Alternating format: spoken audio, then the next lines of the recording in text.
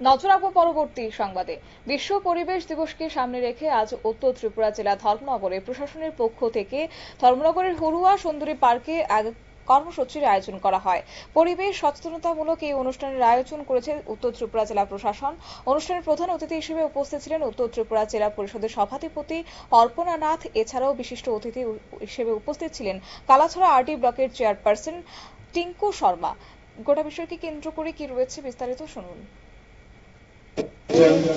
উত্তর ত্রিপুরা জেলা শাসক সমাহর্তা চান্দনী চন্দ্র মহোদয় উপস্থিত আছেন, ডিএফও সাহেব উপস্থিত আছেন, আমাদের এডিএম সাহেব, কালাচড়া বিডিও মহোদয় এবং এডিশনাল ডিসি মহোদয়, আরেকজন আইএস অফিসার উপস্থিত আছেন শুভমজিৎ, এবং এখানে মিডিয়ার বন্ধুগণ উপস্থিত আছেন এই গ্রামের অত্র এলাকার জনপ্রতিনিধিবৃন্দ, এখানে মাতৃশক্তি, যুবশক্তি, অত্র এলাকার নাগরিকবৃন্দ, আমি সবাইকে আন্তরিকভাবে শুভেচ্ছা জ্ঞাপন করছি।